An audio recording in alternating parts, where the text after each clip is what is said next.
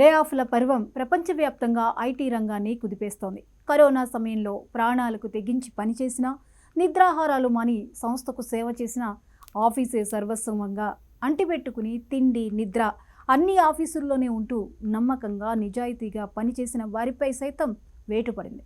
అంతేకాదు, నీతి నిజాయితీగా పనిచేసిన 25 ఏళ్ల అనుభవం ఉన్న సీనియర్ మేనేజర్లకు సైతం లే ఆఫ్ లెటర్ తప్పలేదు.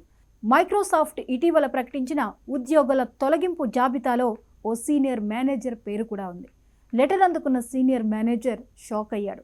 తనకు ఎదురైన చేదు అనుభవాన్ని సోషల్ మీడియాలో షేర్ చేశాడు. ఎక్కడ చూసినా ఇప్పుడు ఇదే సోషల్ మీడియా హాట్ టాపిక్.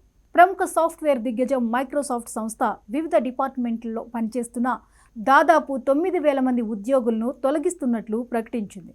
ఈ క్రమంలో ఆ సంస్థ సీనియర్ మేనేజర్ అయిన క్రిస్ బైమమ్ తనకు అందిన మైక్రోసాఫ్ట్ లే ఆఫ్ లెటర్ను లింక్డ్ఇన్లో పోస్ట్ చేశారు.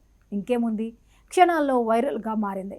క్రిస్ బైమమ్కు మద్దతుగా సోషల్ మీడియాలో అనేక మంది కామెంట్లు చేస్తున్నారు. కస్టమర్ సక్సెస్ అకౌంట్ మేనేజర్గా దాదాపు 25 ఏళ్ల అనుభవం ఉన్న క్రిస్ బైమమ్ తన ఉద్యోగాన్ని కోల్పోవడం చేదు జ్ఞాపకాన్ని మిగిల్చిందని వాపోయాడు.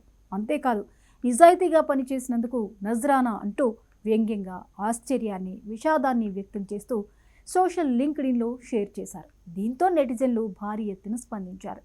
క్రిస్ బైమమ్కు సపోర్టుగా పోస్టులు పెడుతున్నారు.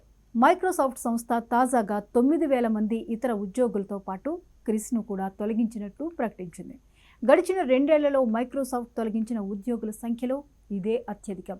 ఈ ఏడాది ఆరంభంలో లే ఆఫ్స్ ప్రకటించడం మొదలుపెట్టిన తర్వాత గత మే నెలలో 6,000 మందిని, గత జూన్లో 300 ఉద్యోగులను తొలగించారు. తాజాగా జూలై నెల ఆరంభంలోనే 9,000 మందిని తొలగించడం ఐటీ రంగంలో ప్రకంపనలు సృష్టించింది. అమ్మకాల నుంచి గేమింగ్ వరకు అన్ని విభాగాల్లో తొలగింపులు ఉన్నాయి. మైక్రోసాఫ్ట్ ప్రధాన కార్యాలయం రెడ్మండ్లో కూడా 4% మంది ఉద్యోగులను తొలగించినట్లు మైక్రోసాఫ్ట్ ప్రకటించింది.